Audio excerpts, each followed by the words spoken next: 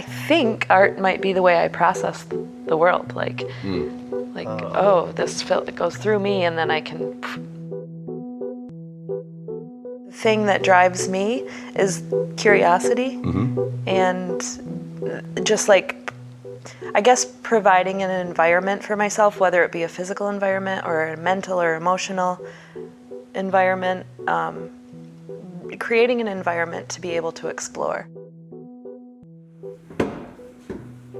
I wanted to have a space that I was primarily a creating working space, and then a space that other people could come in and enjoy too.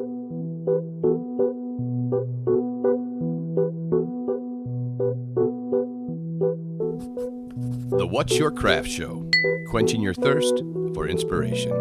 Let's get inspired. The What's Your Craft Show, episode 3, Mary Bea Art. All right, well, welcome to the What's Your Craft Show. Thank you.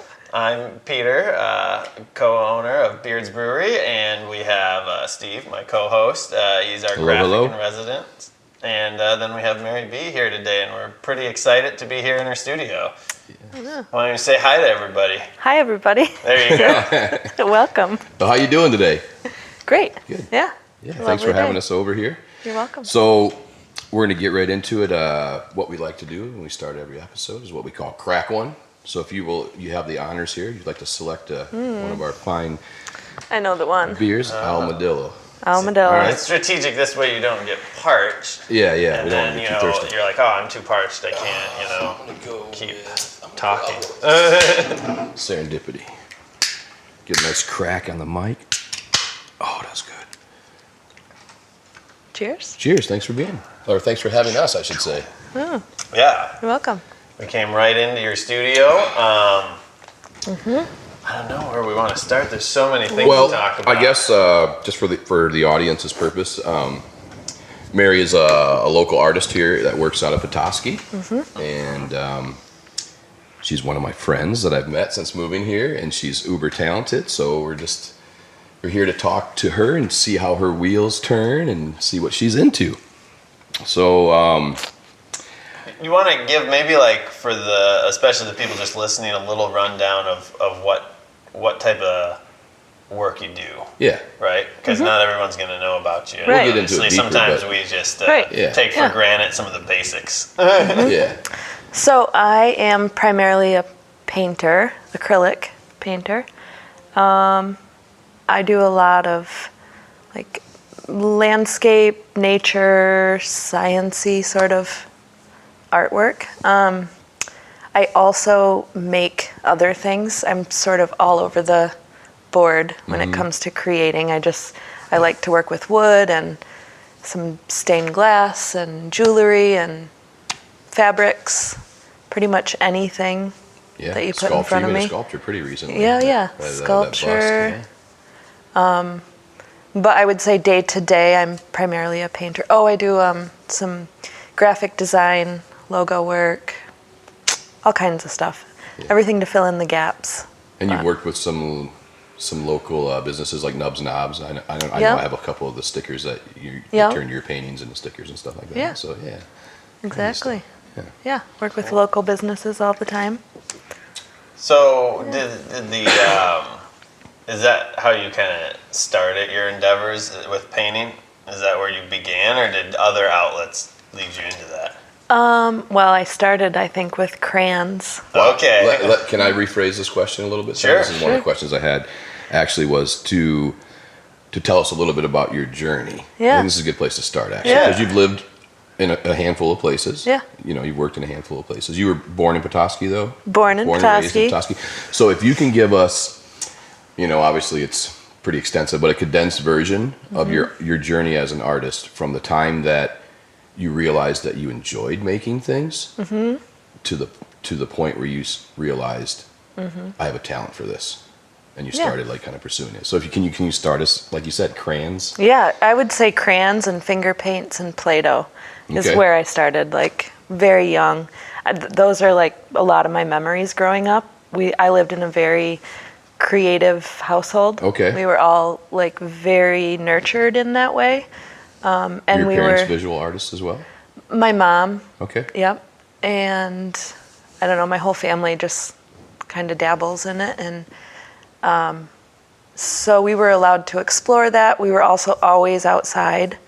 And like I remember just like building things and making things and forts and mud and dirt and earth. And I've always loved just like tactile things. So very young in Petoskey, grew up right in town. Working with all kinds of your basic materials, and then I just didn't ever stop. I think I always say a lot of people, you end up stopping at some point, like art classes. And then you're like, all right, well that phase is life is done. Right. Yeah, you've heard before probably something along these lines, or like we're all born artists, like all children are like naturally artists because they don't know boundaries yet, and they don't know what's right and what's wrong, and like that's kind of what those type of people turn into the right artist, right? Right. And I mean, I would say I even still sort of explore things in that way. I'm very childlike when it comes to exploring materials. Like I just want to learn the material and see how it works. I don't necessarily want to, I don't know, have someone tell me. I want to learn it as I go, and I love the process. But so my journey then, Petoskey, grew up. I went to St. Francis here in town. Okay. And then do you remember any art teachers from middle school? I do. Was there any that were specifically inspirational to you? I would say in high school, Will Kurtz. Okay. He was like he was a working artist as well, but I had him. I went to Concord Academy. It's an little arts academy. And I felt like he nurtured the exploration in a way that I had never experienced. He was all about, what do you want to do? What do you think? How do you feel about it? Not, this is the way it's done. This is the way it's done. Use this size brush. Yeah, exactly. These 3 colors, Sloyd talked a little bit about like Sloyd as a technique being the teachers were hands off. Yeah. And they let the student Dawson do it. Warner, Like they would Dawson, instruct another friend with of ours. word, but they wouldn't get in there and just show them how to do it. And I think sometimes that's where you get, like we had talked just right before this about like getting stuck in the habit of it, right? Like someone's done the thing the same way every time, so they don't really look at it new, or there might be a way better way to do it, but they've always done it this way. Sure. So that's interesting, like that you had a teacher like that was, it encouraged you to explore. Especially in high school. Was he younger? I'm just curious. Because I feel like, I would say he was, probably late 30s. Okay. See, so I had my art teacher, the reason I asked that is because I feel like a lot of teachers get burned out doing the same thing over and over. If they don't take the angle like yours did, which is like let the kids explore. I had an older high school art teacher, and it was it might as well have been math as far as like the creativity on like what every year is the same project every year, you know what I mean? So that's cool. Then you had a younger one that was more open to that. Yeah. Not just getting through it, and I will say, like on that same note, like I always loved learning the technical aspects of a process. Like Margaret Van Wagner, teacher at the high school, she's not there anymore, but she was very technically oriented. Like if you were, drawing or sketching or ink, it was like, this is a process, do this process and learn this thing. And I loved that too. Yeah. But I think, you do sometimes need the technical. Well, there's certain materials that call for it. Exactly. Like one specific I can think, like glass, obviously, because it's it's a time and heat thing. But like clay, you can do you can do different things to clay, but only in certain stages of the drying process, right? Like you can get different,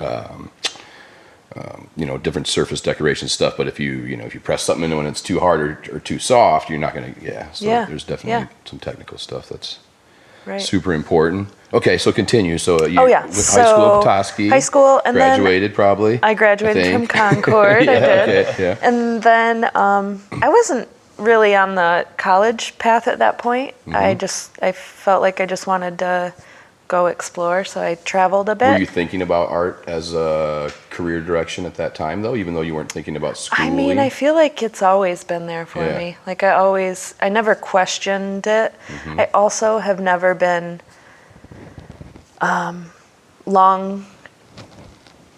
long vision oriented. Okay. I'm very, Yeah. I don't know. So you didn't question. You grew up in a house where you had the support of it and stuff. I you know? did, yeah. See, We all had like, you're very lucky because a lot of creatives yeah. grow up in households where they don't have to question it themselves. They're surrounded by people that tell them, right, right. What are you talking about? Don't do It was that. very rarely that I questioned. That's great. And like our bedrooms, we just got to do whatever. Like my brother had a big mural. My other brother had like skate logos painted everywhere. Right. I just had all kinds of, I don't even know what it Yeah, was, but yeah. words and drawings. And Very cool. so we were allowed to explore for sure. Awesome. Okay, so yeah, you leave. so you leave back Petoskey. I drew a big Mario on my bathroom wall. I always intended to paint it, but I don't know. I didn't have a lot of On your bathroom painting wall? people around me. Yeah, so I never I was like, I don't Were you even know where to inspired by the begin. plumbing? Yeah, the plumbing. Mario in the bathroom makes sense. But I did sketch them all out, and I had them like Yeah. sketched in, but I never got to the phase of painting them. I wish I had. It was a good idea, though. But Great idea. I it might was do it. open to being able to try that, I guess. It'd be great if you flushed the toilet and it made like the Mario sounds when Yeah. he goes down, blum, blum, blum, blum, or whatever it is. Yeah. All right, sorry, keep interrupting. Oh yeah. But So I traveled. I moved to North Carolina first. Like 18. yeah. Okay. 18. I think I had worked landscaping at Polly's Planting and Plucking for a couple seasons, high school, and then one summer beyond. And then I moved to North Carolina with some friends that were from Vermont, and we rebuilt a sailboat. They were the master woodworkers, and I helped. And that was a really great experience. It was hands-on, and it was like learning another craft. Sure. Yeah, that sounds really cool. Yeah, it was. So you took part in the building and stuff. You weren't just doing finishings on it and stuff. They actually showed Right. you No, how it was to do stuff. actually we rebuilt. It was like an old, it was a rum runner, Yep. and during the, help me I out. don't know. I'm not a history buff. Rum running phase. During Rum the running phase. Prohibition. Prohibition. Thank you. That's the word. Yeah. So they had acquired it somewhere traveling, brought it to North Carolina, and like we tore it apart and reconstructed it where it needed Yeah. to be. And so it was a lot of like pulling off rotten wood and Yeah. putting it on and filling. You use like cotton to fill interesting. the cracks. Yeah, it was so fun. Such a Yeah. unique experience. And Cotton to fill the cracks. yeah, Like and you wax over it? Or? what was it? I can't remember now. Huh, But you interesting. use like tool, pound the cotton in, and it like Was that like expands an old and- shipbuilding technique or Yeah, ship repairing? woodwork- Never wood. heard of that before. Yeah. That's interesting. Yeah. Yeah. So, yeah, that was fun. Were Worked you in painting at this point, too? yeah, Okay. painting and drawing and Yeah. yeah. Yep, always. That traveled with you. Mm-hmm. Yeah. And gardening too. That was also another love of mine. So I worked in a woman's rose garden there too. Like just like all roses. And I learned all about roses. That's cool. And then I moved for a winter up to Vermont. And I Nice. worked at Killington I was Ski just going to Resort. ask about Killington. Yeah. Cool. Yep, that was fun. What were you And- doing? Were you a lifty? Yeah, Nice. yeah. Swinging chairs. Yeah. Yeah, Touching the people, rubbing elbows. right. I Saying like it. hello. So that was good time. And then from there I went to Hawaii, How long were you in Vermont? just a winter. Okay, so I now was- you're like around. I was You're still. like- Are you less than 20 years old then when you moved to Hawaii? Yeah, I turned 21 in Hawaii. Okay. Not a bad spot to be for Yeah. 21. Yeah, it was beautiful. Yeah. Yeah. So what took you to Hawaii? Besides Hawaii being great, obviously. yeah. You have a lot to offer, but what? A friend of mine said, let's go to Hawaii. And Okay, great. I was young and Yeah. And like, I think I went there with $1,000 in a backpack and was like, this'll work. Yeah. Okay. Right? Yeah. Which it does work when It you're does 20, work right? when you're yeah. You make it. It works yeah. if you're not too picky. Yeah. That too. Depends what you don't have what you many need. needs. Yeah. Yeah. Well, that's interesting. I feel like that could answer where a lot of the subject inspiration. I mean, you could definitely see the nature. I mean, you talked about working with boats and water and plants, flowers, gardens. Of course, Hawaii is a gorgeous place for flowers. Yeah, and, I mean, and all scenery things. in general, and water, which is a lot of subject. You were looking at a particular painting of what we were looking through some of your paintings online a while ago, preparing for today, and Peter picked out one specifically where it's like this big crashing wave. It's one that's like kind of stained glass looking, but it's just like one big wave. And he's like, that's we get waves here, but I wonder if that's in the back, that's the ocean more than like the. We think of it as a lake here because we see lakes, but you don't really see waves like that on the lake as much. Right, and they're very different waves. Yeah. I remember the way they crash. He actually brought that up. So in when I lived in Hawaii, I did a lot of just observing water. I was like, and that's a lot of my process is like I'll just go and observe and sketch and take photos and do drawings and write notes, and just like the way a wave, like salt water, is more buoyant and light. Okay. So like you've got a big, I mean, obviously there's a lot more force behind that wave too. Right. But freshwater waves are very heavy and dense.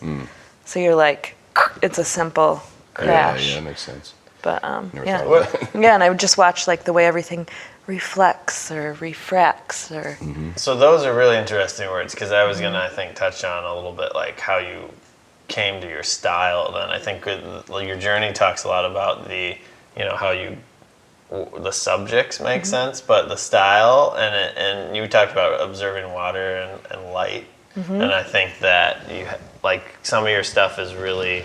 And we're just looking around the room here because we're in her studio, that there's very natural fluid things. And even when the natural fluid things are part of your subjects, then some of these you have are like hard, crisp lines where the colors change, and it looks like broken glass kind of, or stained glass, with like refracting light.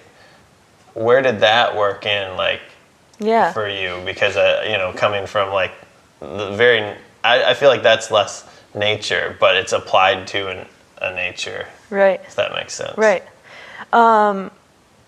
So part of that, I'll say, my grandparents worked in stained glass. They had a stained glass studio. Okay. So That's the in their basement, I would go down and play with glass. So I had that sort of influence, and I loved the way the light and the colors and. Somehow I draw a connection between the way that light comes through colored glass and the way that water moves or, reflects light.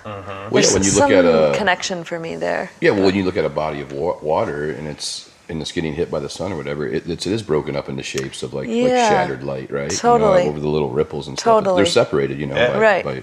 Right. That makes sense. But as far as the different styles, like you said, some are fluid, some are not. Like in college, which I eventually went to college in Marquette at Northern. Is that after Hawaii? That was after Hawaii. Are we moving along the timeline here then? I you're am in Hawaii. briefly, moving. I'm okay with stopping. I'm just wondering if someone's trying to keep us. Yeah, right after Hawaii, I was like, I'd worked landscaping in Hawaii, and I was like, I don't want to do this my whole life. It's hard work. So you weren't selling work in Hawaii? I was, you but were. Minimally, it was like, commission here, commission exactly, there. Yeah, okay. Commission. But I was ready to I need to go to college. I need to get serious. Focus on something. Yeah. Okay. Yeah, I had that drive. So Marquette, went from Hawaii to cold Marquette. Yeah. But Another beautiful spot though. Right, and I think I missed the seasons living in Hawaii, having that full cycle without a winter. I was like, ooh, I like that. Winter, yeah. But in college, I started to explore more materials, more styles, and I remember my professors would be like, you really gotta work in a series and settle into one style. Like, I always heard that that's like, as a more mature artist, you'll find your style. Yeah. And you'll like stick with it. And I couldn't do it. I was just like, Me either. I am not, this is like. I mean, you have your styles, but you also do. So that, to extend on Peter's question, kind of like, you know, like what you were just saying about your instructor, a lot of times you're guided that way, but I also feel like people fall into that, especially when you become a working artist. You got to make money. Like, that's what, you know, you're doing, you're selling your work, right? So when somebody sells a few things, you're like, oh, that's what sells. Yeah. You know, so that's something I wanted to ask you about that. As a working artist, somebody that you have styles that are proven to sell, how do you still take chances and still explore? How do you find the comfort in that, knowing that, you know, this is the way you make a living too? I think this is a good question for people that are aspiring to be working artists, you know, people that are just getting started, or maybe there's, you know, people out there that are stuck in that groove where they're like, I get that way. Like, I'll start on one thing, and even though I can sell it, like, I'm done with it after a little bit, because as an artist, it's not good for me. Right. You know what I mean? That's what like, drives you probably to create is like, it's not good, and like, I want to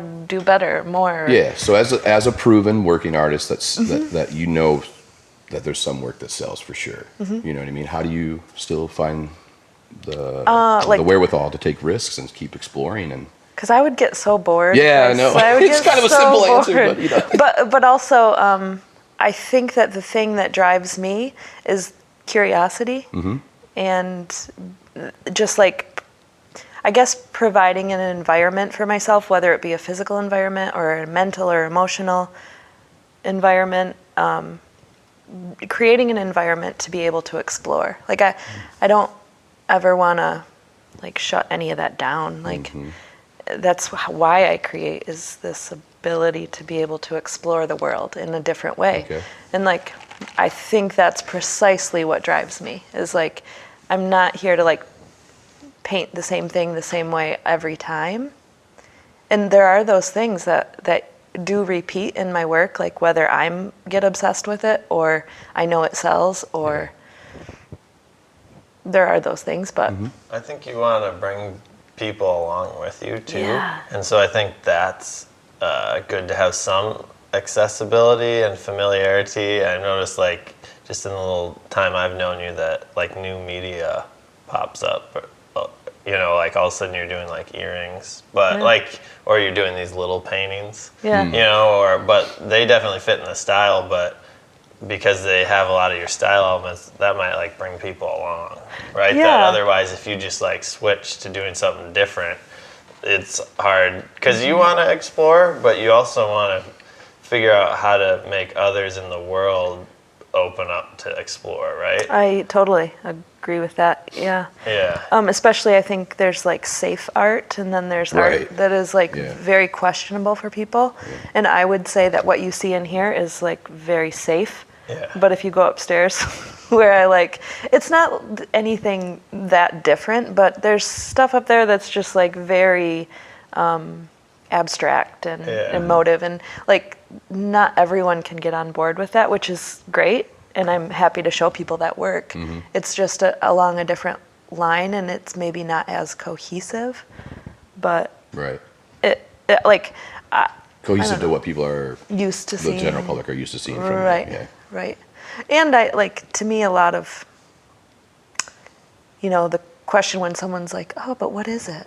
Like, you know, well, what do you feel? What do you want it to be? That's part of that. So like, if you show somebody what they already know, this is a tree, this is a, but if you slightly waver, they're like, but what's that?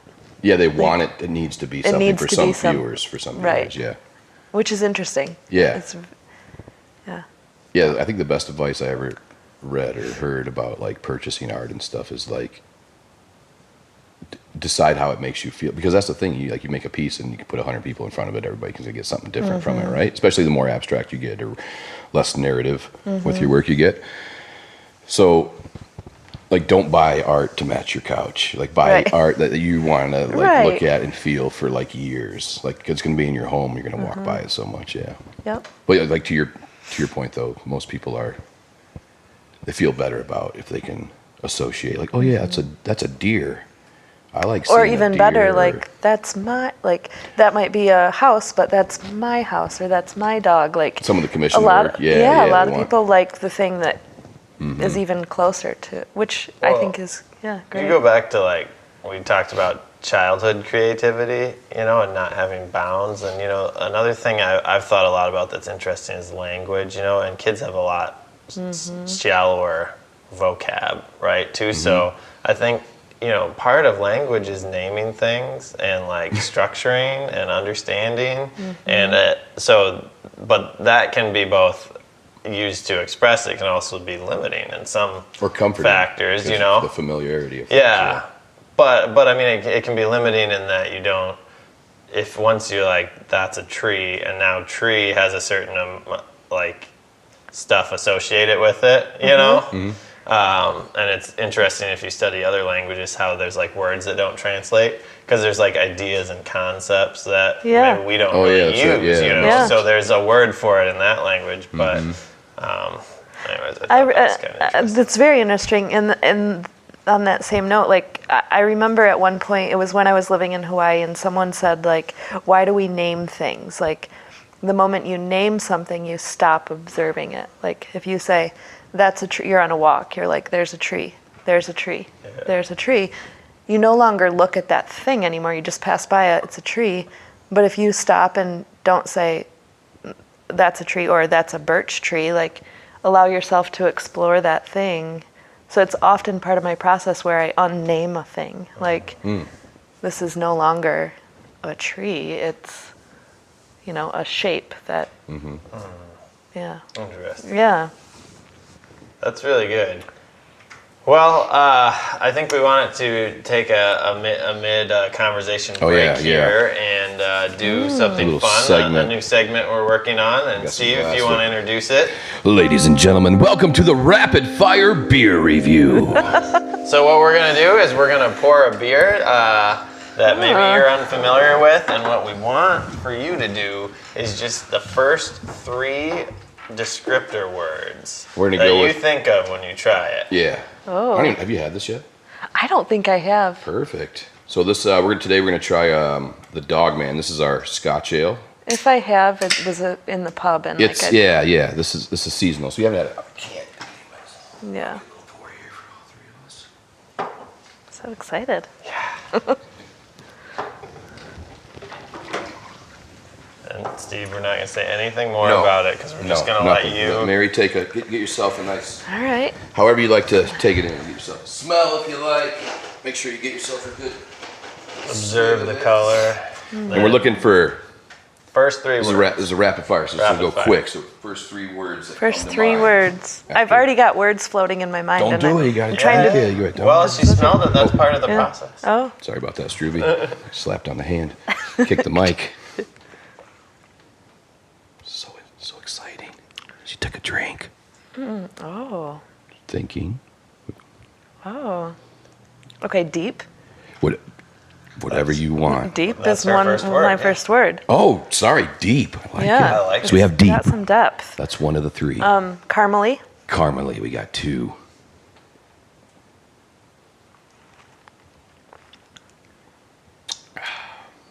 And like, this is a funny word, but old. Old. Like not old like old, but like old. That's not funny. That's perfect. Really? I love it. And Okay. I love that, like, we fall into a lot of, we came up with this segment because we fall into a lot of safe descriptor words we've heard a lot in the industry.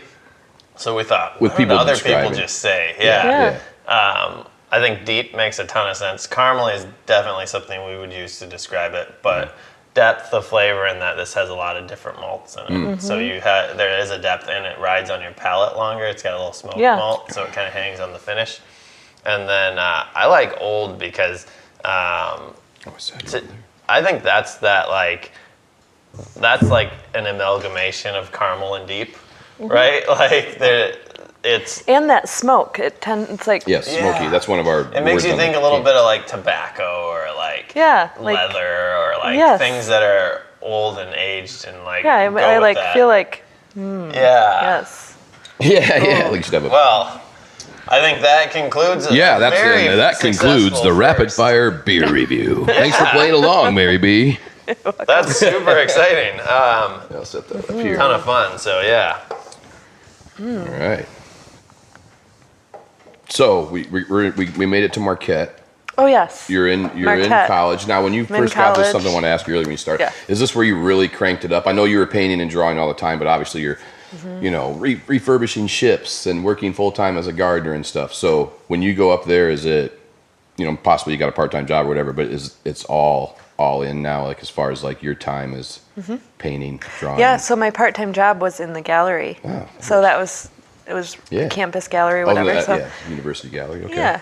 So putting together shows and all that. Curating, So That's curating. cool. So that was very in the realm of art. And then I think what that being there allowed me to do was really explore different materials. It was like, here, take a metals class, take a woods class, take a printmaking class, and you're involved in that medium for however long a semester is.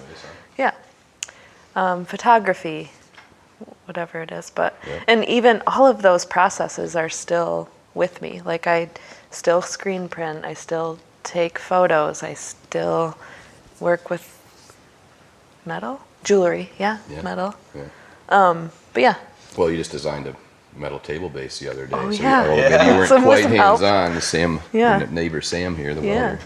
Feel Metal Designs, Feel metal. She Another painted it. Oh, So yeah. she's hands-on. Did you paint it? Yeah. I You did the gold? Yeah. I did. Okay. She has a gold table base. It's pretty sweet. Yeah. Anyways. Anywho, Yeah. So, what was that your question? What was your? Oh yeah. Marquette. I got thrown. Marquette. No, is this when you really started Yeah. cranking it up as far as like Yes. the amount of work you're Yes. producing and Yeah, and I think one of the things that one of my painting professors said is you're very prolific, which I didn't quite understand that word at the time. I was just like, thank you. But like for whatever reason that wasn't in my. Yeah. But I am like I'm always creating. I'm always. You are. I'm not like I don't disengage very often, but I do create very quickly and. I think there's something cool to that. I've kind of observed two types, and I don't think it's good or bad. But like I have an artist I follow, Devin Townsend, like musician. He's prolific. Like he'll put there were years where he'd put 2 albums out. I mean, and then you have other bands that are like 3, 4, 5 years between albums. And then I think in like the author world, you had like C.S. Lewis. Like he wrote so many books, like all the time.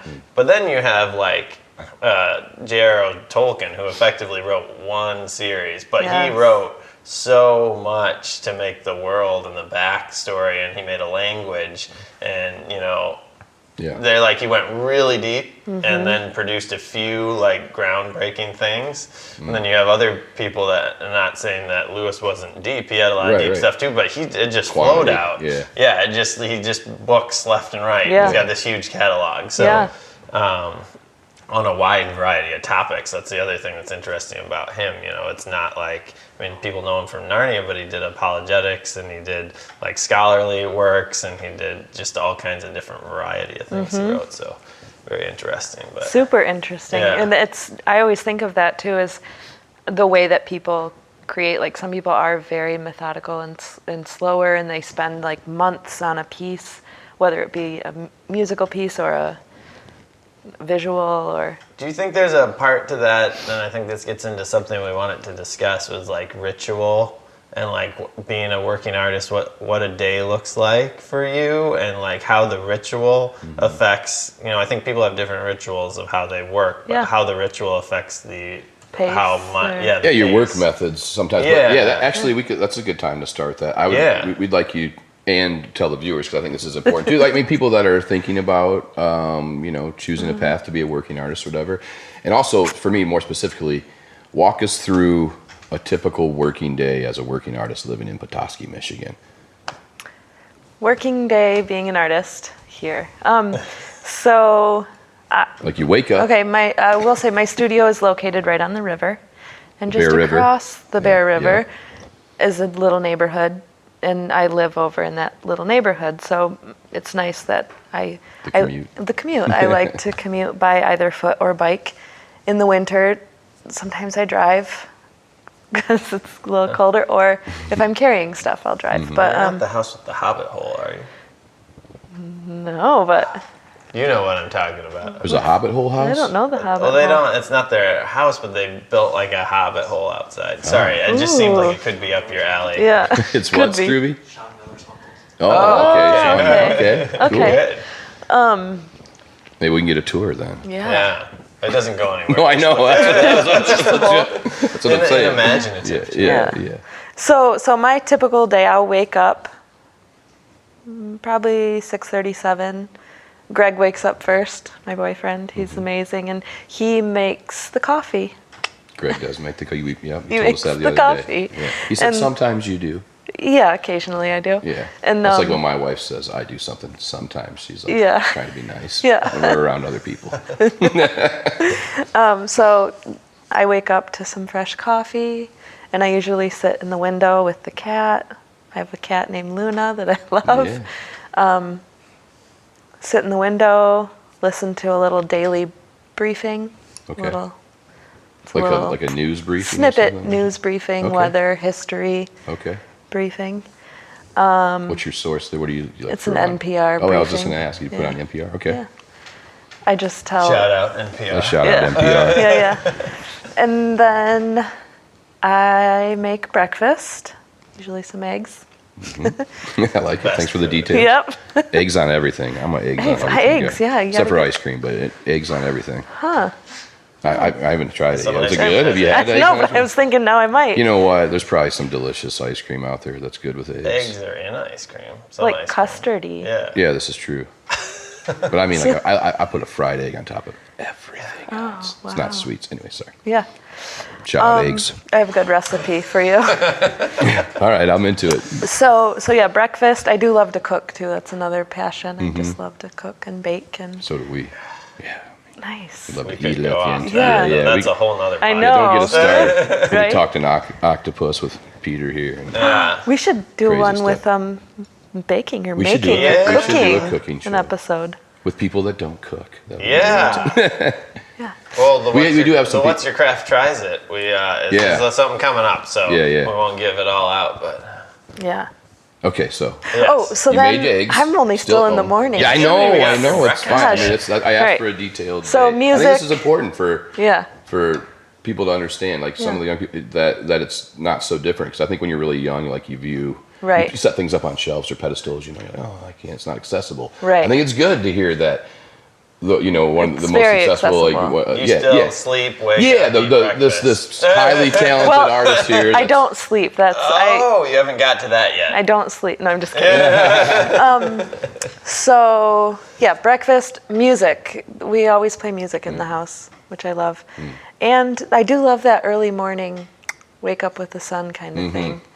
The air's different in the morning. It is. For sure. It's peaceful. It's crisp outside.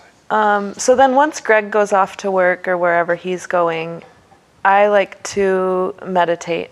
Take like 10, 15 minutes, meditate. And You have to tell me about that more about that. That's something I've been interested in getting. I would need love to like a yeah. peaceful shut-off time. I yeah, never it's do it. super beneficial. It's like, The older I get, the more I think I should meditate. yeah. Yeah. I think, there's a lot to You that. meditate, don't you? Nah, I'd like to more, but I think there's two ways to meditate. I mean, some ideas to try to think of nothing, but I think it's more powerful to meditate on something, like Okay. on an That's what I idea mean. I don't even or know a where to- concept. But I mean, that could be personal too. But yeah, Yeah. And like when, just a side note about meditating, like Sure, yeah. you will still have things come through as you're meditating. It's not like, oh, nothing, blink nothing, it, nothing. You're just watching it go by and then continuing to. Isn't a lot of it about your breath that you're doing while meditating? Or That or just is that helps, different yeah, methods? totally. Helps Okay. you to just, I need that you in know, my life, I think. stay focused on a thing. But Okay, so eggs, then meditation. eggs, meditation, music. Shout out eggs. And then I, if I'm going to shower that day, I do it then, but Okay. sometimes I don't. And then I come to the studio. I come here, and I usually sit down and have a cup of coffee with Sam or Jason, who are my Yeah, Little Bay Boards. Little Bay Boards and more friends Feel ours. Metal Design. Feel Metal Design, yeah. This is kind of like the little... Yeah, this we've is got a little... the art district, as I call it, when I moved here with you guys. It's great. Yeah. All right, so So coffee with the boys. we have coffee and we sort of hash out our days. What are we doing? What are we working on? What do we need help with? And then I usually get onto like emails and like anything technical I have to do or computer oriented. Get that out of the way. Get that out of the way. Yeah. And then I usually dive into whatever project I have going on. And I don't really stop throughout the day. Like if I'm going to eat, I just eat and work. Yeah. Just because that's how I work. Yeah. But and then usually Sam and Jason pop in and out here and there.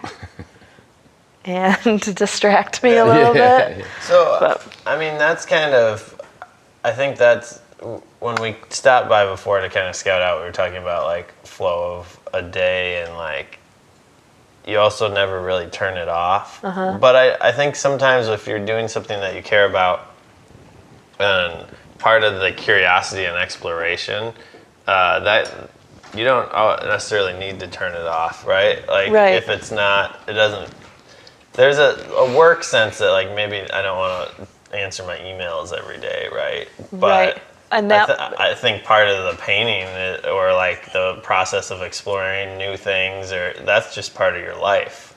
And that's how I know I love it, is because I was almost just gonna say, like... that's the thing too. Like, I mean, like things we work on with the brewery, you know, you enjoy it. Like brings you happiness and pleasure actually, because you enjoy the process so much. So like you're saying, you don't want to shut it off, so you don't have to like all the way. Yeah. You know, I think it's good. Like you need to shut off the things that you don't like. Sometimes because they're always going to be there. Yeah. And they're always going to be like, well, I should do that or that. But like I find when I get the most creative is when I just let a project run that is interesting me. Yeah. You know, so and I'm just, it's okay that I'm not getting to those other things because like this is what like now is productive to work on this. Right.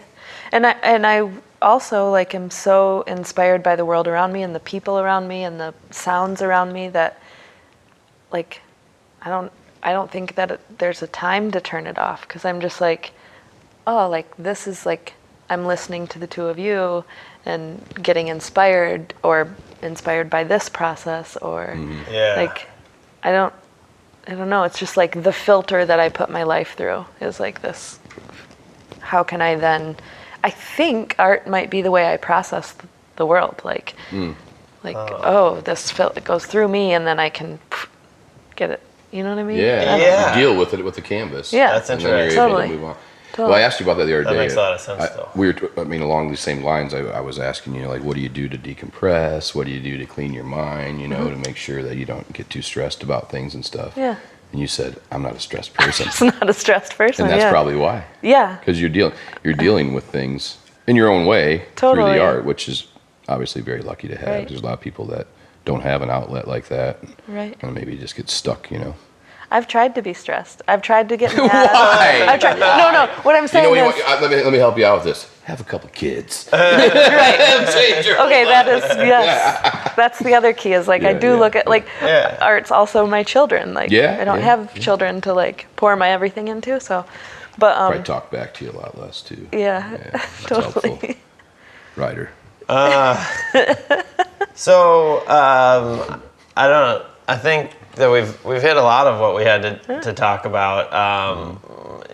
Another thing that we want to make sure we get in there is if people are getting inspired by this, if they're interested in what you're doing, what's the best way to engage with your work, to follow you, to learn about what you have going on? Any like Instagram, Facebook. What is it? Tell them what it is. Mary Bea. Oh, I'm sorry. And like, Instagram, Facebook, or my email, but it's all Mary Bea Art. Like it's and Mary. That's Mary Bea BEA. BEA. MaryBea-art.com is my website. Mary Bea Art on Instagram. Mary Bea Art on Facebook. MaryBea.art@gmail.com. Yeah. So it's all that. So it's you. If they find it, it's legit. Yeah. If it's Mary Bea Art. Also, the B is not my last name. B is my middle name. Yeah. McWatters is my last name. Yeah. So it's also that. And you can find some of her work hanging in Beards Brewery as well. You can. So That's true. It's a great spot to go. Get the Check Mary it Bea out. boots. Yeah. It's true. I do want to finish up on because we kind of left off on Marquette. Oh. I know. This is good. Go all the way back there. Well, I want to. Early 20s. Well, I'm saying like we can speed ahead a little bit. Yeah. You're in Marquette. You finished school, and then you return to Petoskey at that time, or no? No. So then a friend of mine was starting a business on Mackinac Island. Okay. A landscaping business. That's right. Okay. And he and I had very similar paths. Like we both loved landscaping. We both lived in Hawaii. We both had just similar journeys, and landscaping and being creative was all a part of that. And he asked me if I wanted to come work on the island and help him start this business for a summer. And I was like, yeah, I'll do that for a summer. Yeah. And then I spent like 8 summers up there. 8 years. Primarily landscaping. And art was... You almost purchased that business, correct? Or you was offered to you or something? Oh, I'm sorry. Maybe I misunderstood. Yeah. No, but there was that point, and this is when I made the decision to do art full time. Okay. When my friend came to me and said, I would like you to kind of take over this Mackinac Island aspect of the business. Well, he focused on another aspect, Florida aspect of the business. So that was kind of like a tipping point then? Where you knew Yeah. well, if I do this, I'm not going to have time to do the amount of artwork I Right. want to do. And my heart kept saying I need to do less landscaping and more art. And it just became crystal clear in that moment. I was like, oh. That's great. Wait. Less landscaping and more landscapes. Yeah. Exactly. And I still, I love landscaping and being in the dirt and making and art. Flowers and appear. flowers, quite yeah. a bit. Oh, yeah. We painted stuff here and there. Okay, so then from Mackinac Island, you came to Petoskey? Came to Petoskey, came back Did you pretty here. much set up shop right away and get after it? I did. I was searching for a studio space. Kind of. I knew I didn't want like a gallery space that was like downtown traffic, people in and out. Yeah. I wanted to have a space that I was primarily a creating working space, space. And then a space that other people could come in and enjoy too. Like people are welcome to come in all the time, but I found this space. It's in an old factory that we've sort of turned into a little gallery space / studio space. But we also hold like little events here, like performance parties. And no, you're really great about sharing your space with the other creators in the community. It's really awesome. Yeah. And I think that's really fun. It's inspiring for me too. I love music, and I love music around me. Like I'm not a creator of music, but you like bringing musicians I like in. just That's right. Yeah, come free around shows. me. Okay, so you set up shop here, and you've just been off and running since then. Yeah. Okay. Yeah, and that was probably what year was? I'm so bad with time like that. Yeah. It was probably Roughly how long ago? 4 or 5 years ago. Okay. 4 Yeah. years ago. Great. Yeah. And the last thing I want to touch on, and we'll get to the end here, is just what advice would you give to a young artist that is wants to take that path? That's what their heart's telling them, but maybe their confidence is low on it, or maybe the people around them aren't so supportive, whatever. What would be some advice you would give somebody that would want to be a working artist someday? I would say to just go for it, and if you see that doors are opening, open the doors, walk through them. Yeah. Like just do the next thing. Yeah. Don't allow your own shit to get in the way of. Right. Self-doubt, the little voice. Yeah. Right. Like that's gonna be there. Yeah. No matter what. Yeah, everybody has it. Yeah. Yeah. But you can still work through that. Yeah. And also like find ways, let's say like for me, I primarily love to paint on canvas, but I have other ways to fill in the gaps. Like you can't be like, I don't know, just try to find ways to fill in the gaps when you're not painting big canvases for commission pricing. Right. Like Because when you start, it's not like you have a list of you're not booked out for 3 years. No, and You know, there's people- not. It's not like even now. I usually have something going, a commission going, but there are times when I don't. And there are times when you have like 10 things going and you're like, okay, hold up. Yeah. But just allow yourself to go with the flow, I think. I don't know, but that's what's worked for me. I think being diverse as far as, thinking outside the box and off the canvas. Yeah. Like I think, you produce that original, but then what else can we do with that? You've done t-shirt prints with that. Yeah. They've been remade into necklaces. You got stickers. There's all these different things. So right. That's a good point because that was something when I thought when I was young. I was like, oh, I got to pick one. I know a potter, and that's what he does. He's a potter. Yes. And he just makes functional. Like a lot of people won't even make if they're potters. It's all functional stuff. Right. It's not even like, well, I just made a big plate to look cool on the wall. Right. So that's great advice. So, yeah. And I guess I would also say, oh shoot, I had a good thing. I'm sure it's this. I would say don't. The flip side to that is I think some people are like, I'm going to do a little bit of everything and don't ever take any of them anywhere. Yeah. You know what I'm Right. saying? Yeah. Because they're like, oh, I can be an okay potter and I can also be an okay this Oh, and absolutely an okay, not. you know, Yes. because like it's too easy to say, well, I just explore whatever Yeah. and Right. I do it a little bit. Well, the but- market will take care of that quick. Yeah. Because in the end, the work speaks. Right. And the And- consumer speaks, obviously. Yeah. So then. And don't But yeah, be that's a good afraid point. to like do it all. Like if don't save anything for later. Like don't be like, well, I have this idea, but I'm not ready to do it yet, or ready to show it yet, or ready, because like more things come later. Yeah. Like do that thing Yeah. now, and like Yes. That's great. Yeah, Yeah. that's good. because more comes. Like I know people that like sit on an album for ever. Like I'm waiting until the right time, or waiting for that next song. It's like, well, Yeah, the time's you're now. gonna have Yeah, another Time's album. now. Yeah. The time. You're not yeah. going to have a better album if you don't get the first one out. Yeah. Because Yeah. that's the iterative process. we You wanna need the hear it. feedback. Yeah, Yeah, you need that because that always, it's like every episode of this, and we're only 3 deep, we've had new ideas. Right. If we never put the first episode out till it was perfect, then we'd never be on Yes. episode. Right. Yeah. Yeah. I wouldn't yeah. be able to make improvements. So That's a great example of Yeah. just that, for sure. Well, there's a good argument about quantity over quality, and the problem that like most people don't understand is quality is subjective. True. Every viewer, I mean, you could have a Yeah. painting, you're like, this is the best painting I've ever done.